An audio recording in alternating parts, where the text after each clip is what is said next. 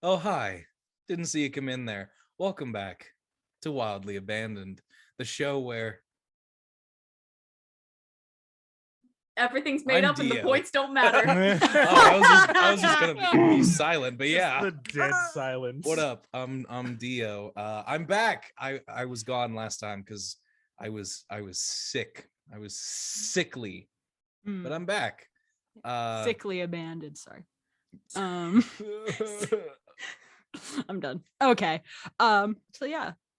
So do you want to also with me as always? Yeah, here we go. The writer of Heinous Investigations, the director, the producer, the creator, and the voice of Elliot Martin, Jessica Castro. Hi. Yeah. I was waiting for it to happen, and I like how every time it happens, I am no less like flattered every time. Yep. It's always like, no. We're prepared for it. You're just kind of like, oh, he's just gonna list off No. all these accolades. Yeah, it's anxiety, man. But yeah, hi, I'm here again. Everyone else introduce themselves while I let my dog out. Yeah, it sounds My good. dog. Yeah. So hi. well, I yeah, talked. go. Someone else go, please, for the love of God. I talked. My name is Jamie. I also go by James. I play Rachel, the best character. If Rachel is not your favorite character, why are you listening to the show? Nice. I guess I woke up today and chose violence. I'm sorry. You chose violence, yeah. I think that's how Rachel is too, so it's fine. Hi, I'm Twan. I play Algie on the show, who is the third bet. He's on the list somewhere. Definitely top 25 characters in Heinous Investigations. Heinous Investigations. Algie is on it. Who's not in this episode. It is not in this episode at all. I voiced nobody in this episode. Yeah. You didn't even have a background character this one. At least in the other this one, you had a background character. Honestly, that's perfect Algie energy. I was not in the episode and I did great. Yeah, that tracks.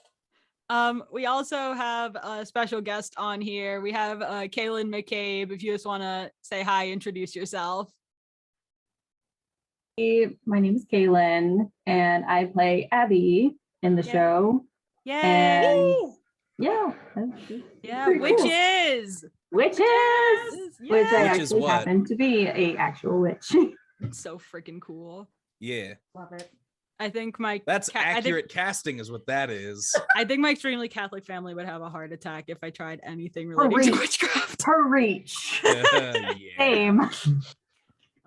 You know, I am 1/16 Wiccan on my mother's side.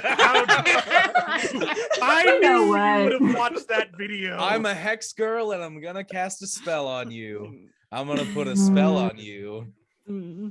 Oh yeah, we're definitely talking about the hex girls tonight, which I feel that's like true. The hex girls will come up tonight. I feel like we've talked about them in many episodes of this, regardless of the witch factor. But who cares? We talked They're about the them hex before girls. we even started recordings for this. True. We were talking about the hex girls because it's the hex girls. Yeah. Oh Lord. Actually, dare I say it? I don't really know the hex girls. I don't even know what they're from.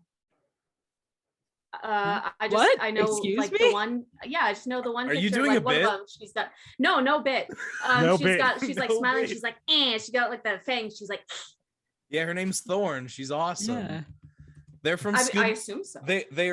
So they originated in Scooby-Doo and the Witch's Ghost. Yeah, that tracks. They're from a small town in Massachusetts. They're eco-goths. Yeah, that tracks.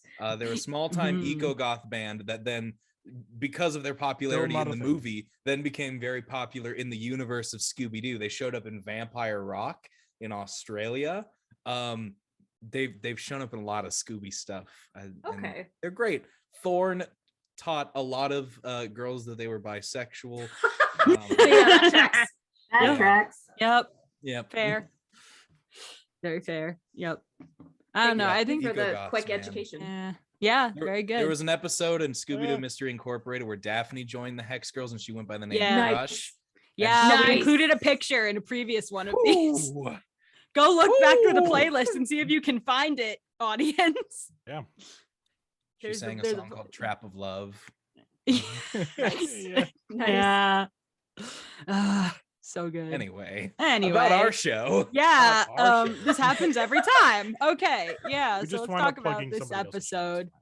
This episode that was meant to be as epic as it is.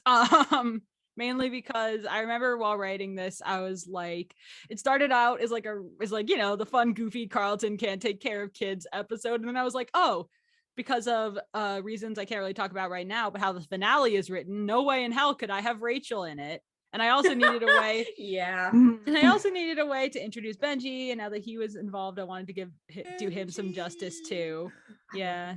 Benji's my favorite character. I'll let the record show that. Wow. Listen, Wow. Why it's are a you close- even in the show? It's a close call, but I gotta go with my little brother. Like, That's fair. Fair. But All anyway, right. Just for you. but I realized I'm like, I can't put these children in the finale, so I have to give them an epic finale for this. Absolutely, and they season. deserve it. And boy, did they get it. Because this is a lot. This episode is so heavy. yeah. Heavier than anticipated. Yeah. I definitely went into some kind of weird trance when I wrote this. Just disassociated. I think somebody Hold put down. a hex on you. Am I right, Oh. girls? Oh. Call back. Ooh. That's not how that works. Oh, shoot. We're gonna get called out for inaccurate witchcraft. Oh no. Yeah.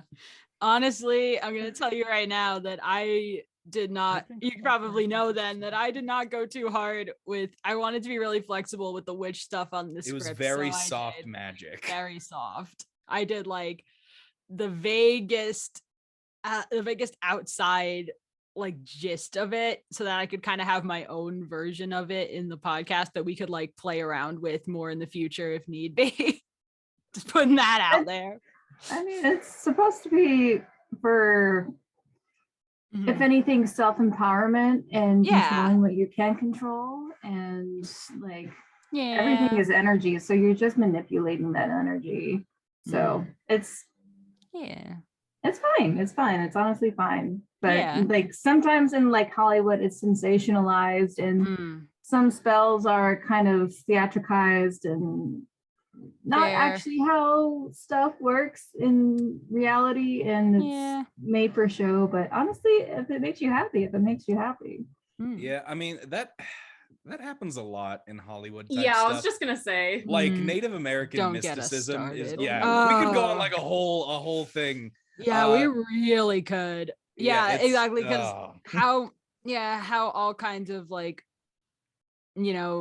kinds of the kind of, I'm trying to say, those kinds of things are depicted. And I think that's why I left a lot of the witchcraft stuff only so vague, because I wanted to joke around about it a little bit, and about that, how it gets sensationalized without falling into too many of the traps that lead to the sensationalizing. Wow, that is really hard to explain. Yeah. But you get the idea. I wanted to do basically everything else in this podcast. It was meant to be silly, pretty much. In the same way that they have the really awkward, I think back to the really awkward Algie and Elliot conversation. What are you talking about? That was a perfectly normal human conversation. And Well, human on one side.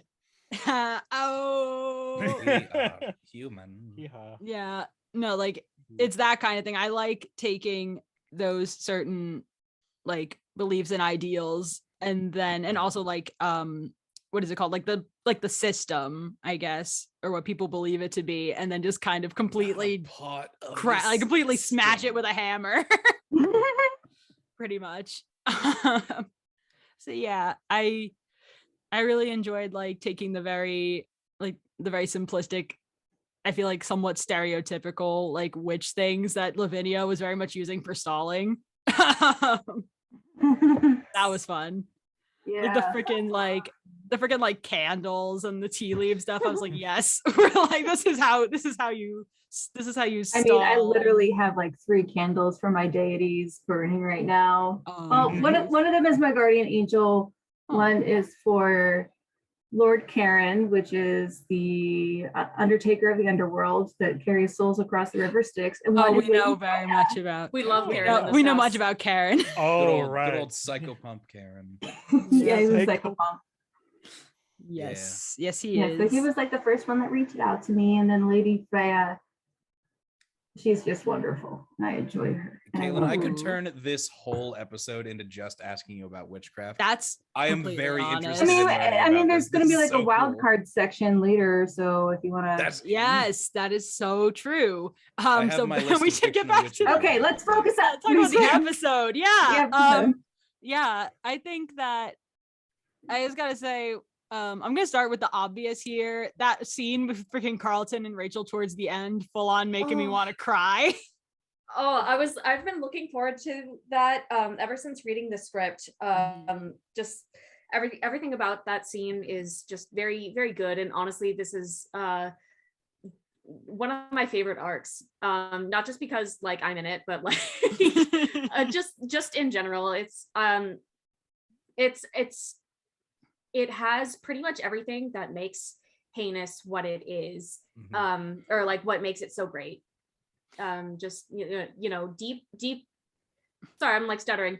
Deep characters. Like these sweet emotional moments. I get what you're saying. Yeah. I had the picture in my head, and then it would not translate into words. So I got you. Yeah, we got all that, and then weird jokes from Frank and Orville.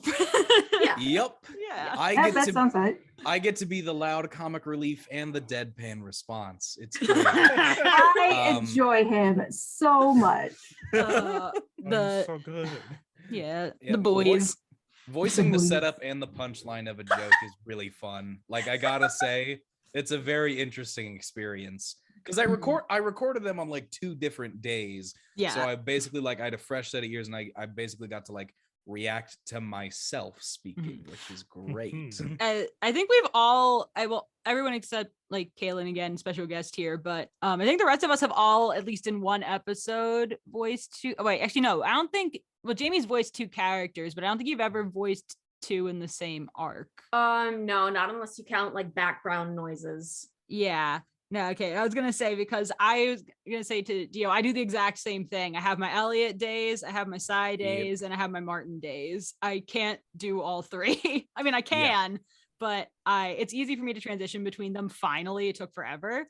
But I need to be in the headspace. Yeah. Oh, yeah. But man, this episode was very fun because it did have a lot of moments where people could really flex their acting chops in a lot of different directions. We had that last great scene with Jamie and David absolutely killing it. AJ, as always, got to be a splendiferous villain, and hearing her scream it's just great. Yeah. It's just great to hear AJ scream her mind out. She's so good at it. It's fantastic. Yeah. And I really feel like she really did bring a different vibe, an entirely different vibe from Delia. Like being Lavinia, and I was like, dang, you got range for your villains. And I had like one very well, first off, Orville got to like yell, like, oh my god, that's crazy. He got to say, please don't call me Hun loud. And then the one big Frank line that was like, I got to be like as overly dramatic as possible, which is so great, hearing Frank try to be super serious and then Orville immediately undercutting it and be like, no, like, it's fine. It's fine. Yeah. I know, I loved it. And Frank's just like, really spoil my attempted drama, why don't you? Yeah, like oh, okay, are you serious? And you're just gonna do that to me? The one time Frank is serious in the entire show thus far. Okay. We're just getting you ready for the finale, because boy. You think this is a lot. There's people really get serious in the last 3 episodes. Oh yeah. Oh man. Oh yeah. But yeah, no, I think for me, I really enjoyed that bit where where Frank has to what do you call it, try to wake Orville up, and does it in a bunch of really Head stupid butt. ways. Oh yeah, he Yeah. Oh, headbutts, also he Elena's here. puts his tongue in his Oh, Yeah. Mother. that Mother has arrived. Oh, what a I forgot. What a Like profile shot. For a single second, I was like, "Why are you calling Elena mom?" And I was like, "Oh, right." well, you Secret. see, It dear. took me a Elena. second. I was like, Hello. You came just in time to talk about Frank putting his tongue in Talk Orville's about ear. my mommy. Oh. Also that. That's the way to summon her. Yeah, that's how you summon. That is true. Elena. I mean, it Fan sounds like a good service. time. I'm sure it does, Elena. Yeah. Well, I was like, what is some weird stuff? Because I feel like Frank is such a fun excuse to write really weird, socially unacceptable in air quotes stuff that like people would perceive as one way, but Frank perceives it as innocent. So that's always good. I mean, Yeah. Frank is he operates by the scientific method, and the Yeah. scientific method doesn't give a damn about social norms. Yeah, pretty much. What wakes people up? I don't know. Wet Willie's putting their hand in water. You try to give him a wet Yeah. Willie. Don't got a finger for you. Just give him a little tongue. Headbutt. Give him a little tongue. Don't. Or a lot. Wow. Listen. Oh, Good. yeah. Elena really has entered the chat. So let's talk about Abby. Yeah. Let's talk about, well, I also want to give a shout out to Phoebe, who was Mary, the other half of the Yes. incredible duo yes. of witches. Yeah, they couldn't make it, but yeah, they did a fantastic job. Amazing Absolutely. work. Mhm. Yep. You go, They were. Phoebe, Yep. wherever you are. Mm-hmm. Yeah.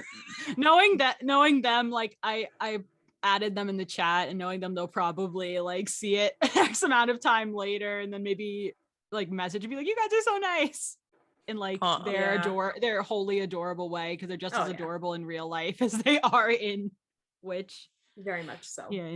Yeah. But anyway, yeah, no, I want to actually hear like Kaylin, like your thoughts on like doing like this very much like funny character who ends up being kind of helpful.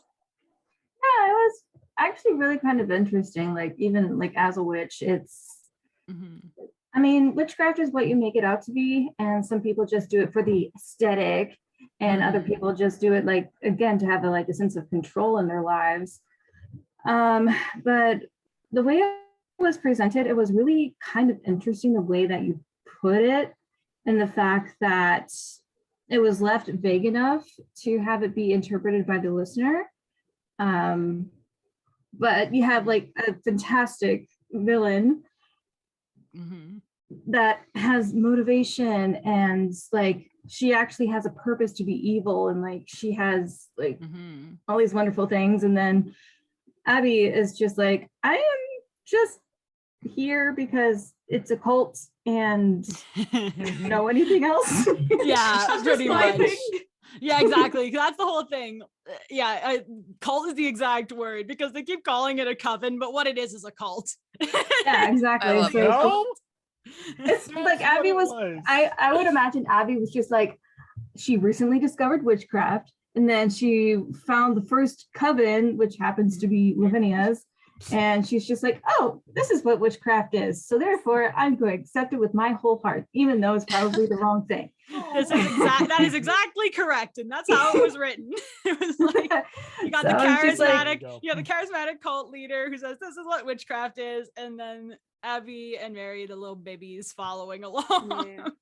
Yeah, Just exactly. trying So her it's just best. like coming to your own, like becoming a witch and coming out of a cult, and it's like, oh, witchcraft can be for good as well, and there's many different types of witchcraft, and we're going to be good witches now, and that's perfectly fine and okay. So I mean, it's only just beginning with Abby and the rest of the coven. So if they want to come back and like have like an update, like, hey, we're actually good witches and we're helping the community and stuff like that would be really cool to see. Or that would be so cute. I'm that would really be adorable. I'm really hoping as we like move on with more and more of these stories, depending on like, who knows where we're all going to be by the time, several episodes of this are out. Who knows what's gonna go on, but it would be so fun to just have like some kind of fun like crossover, bringing back all these fun side characters because they're all great, and you want to see the supporting characters that have been helped out by Heinous Investigations. What are they up to? How's their life doing? It'd be like season 10 of Supernatural, where it's nothing but revisits. Dang. No, honestly, call them out, please. I mean, there was so much hype for episode 10, but it was nothing but revisits of characters that we've already like seen and stuff like that. And I was like severely disappointed in that season. You know, Supernatural is one of those shows that I have spent several hours watching video essays about, but I've never actually watched the show. I almost exclusively watch the terrible gimmick episodes. Like I see Sarah Zed post like a 2.5 hour video about Destille. I'm like, yeah, I'll watch that. You know, when I was younger, I love it. It's great. I almost exclusively watched it just for Dean when I was younger. I'm a little embarrassed, but you know, not really. I had a friend who was an extreme Sam girl, and I never understood it. That is so weird to me. I just can't. Which one is Misha Collins? That's Cassiel. Oh, well then I don't know. I don't know anything. Apparently I've never seen a single piece okay, of Cassiel, think Orville, but angel. But like a dog or something. Also, or like a dog. But like a also dog? True. I'm also sorry. true. He's such a puppy. He's a puppy. He's not a dog like Algie. Good boy. I mean, I wish. It's I wish. I'm sorry. Okay. So any other comments we'd like to make about episode 19? Oh yeah, this episode was so good. I think it's one of the ones that I had to pause every couple seconds because the interactions were so good.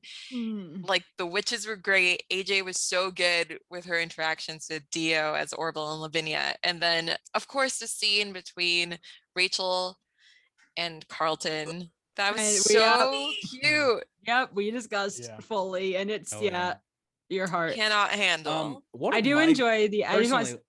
Oh, go. Yeah. One of my absolute favorite moments that I think kind of flies under the radar because it's literally a background bit is when Miriam just goes full on like angry mom at Carlton at the end. That's what I was gonna say. So that worked like, out. You what? Absolutely incredible. Like I was ready for it. I was like, come on, and then you hear witches, and you're like, okay, yep. That was my only bit for this episode, and it was so much fun to record. The Spanish. I made sure to include all the Spanish. Oh my god, yeah. That was so funny. I felt like I'd be betraying my heritage if I didn't include all the Spanish. I felt proud that I understood a good amount of the Spanish. I was like, I got it. I remember some of this.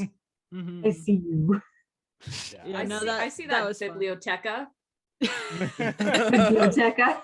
And it worked out really well. We don't talk about Bruno. Yeah, I can speak Spanish. God. Wow.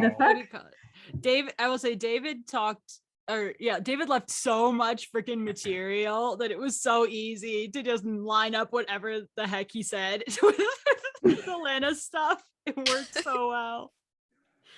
Yeah, and I remember at first Finn, when he edited and did all the mixing the first time, it was still hard to hear them towards the end because they're the only ones talking, even if they're in the other room towards the end. And I remember messaging Finn and be like, "Make it louder." louder. And then he delivered.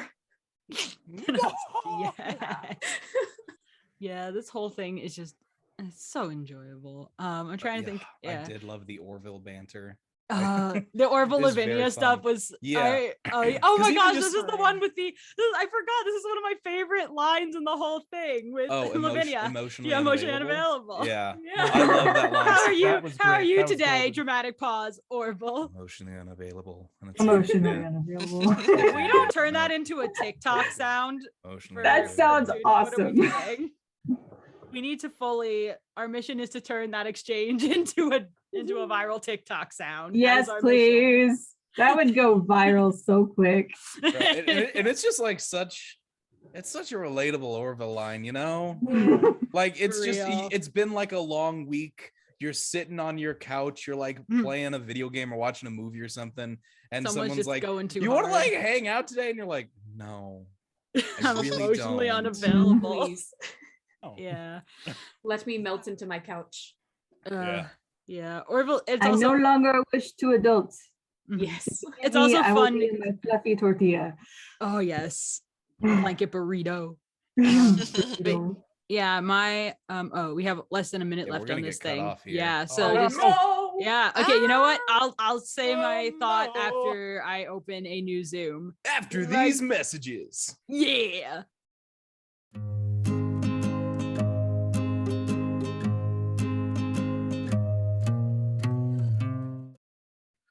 Full Metal Alchemist. He He was a Pop the holy, mic. holy gnome. That's what I was gonna do, but both work. They do both work. Oh Lord. Hi, hello. Hope you Uh, liked that little tiny break. Yep. I will say very quickly, what was I gonna finish up with on our episode 19 talk? I had it and now I'm like, because I know we're talking about Orville and his very relatable lines here. I honestly just feel like everybody had pretty good moments. Oh, I remember now. The one other thing I was gonna say that I enjoyed was when Frank and Benji finally got to set things on fire for everyone's good. Yes. Yeah, that was fun. Yeah. I was so happy. Then the freaking over the top explosion for one small shack exploding. It was great. Yeah. I really liked the interaction of Benji being like, "Are you thinking what I'm thinking?" Frank's like, "If I am, I've never been more proud of you in my life." And it's Yeah. like, yep. It's like, It's we know true. what's gonna happen. They're gonna blow some stuff up.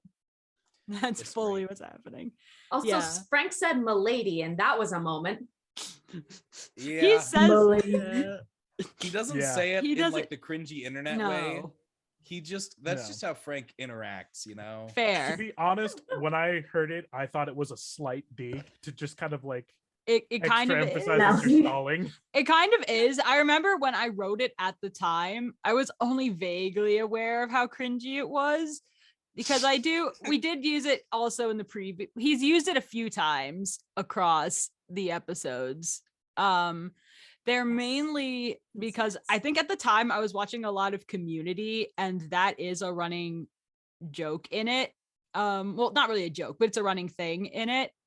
And I listened to it and I remember being like, okay, I know they're trying to make it cute, but it's like, at least in Community's context, they're trying to make it cute. But I'm like, I understand the cringe, but I'm like, who can I give this to that would have no idea what it means? Yeah, I was I don't like, think Frank has a concept of what cringe is. he does not. Like, That that's is very not much the really- point. Yeah, that's not really his thing. He has no, I feel like it's obvious. He has no if it wasn't obvious before that he has no concept of personal space, it's obvious now. He has no concept of personal space. And that's like definitely a big part of it. I would just like, Frank's the only one I can give all well, not all the cringy stuff to. Some of that also goes to Algie and Carlton. Yes. But they're different kinds of cringe. Their cringe is less funny sometimes. Yeah, I mean, Frank's just got the funny stuff. Carlton's got some of the "I'm 15 and this is so deep." Yeah, I feel like Carlton has the full MySpace cringe. Yeah. It's just God.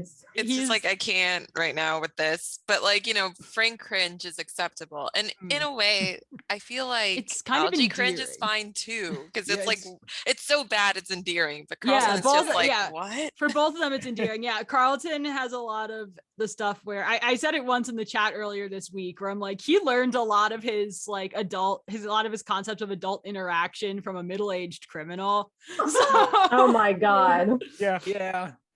He even though this said criminal is actually a pretty nice guy as far as stuff goes, it's just like he's meant to I feel like it's pretty obvious that I like drew some of the stuff from like these very like aggressively male like characters, especially from like I like the old radio shows, and a lot of the men in those things. Oof.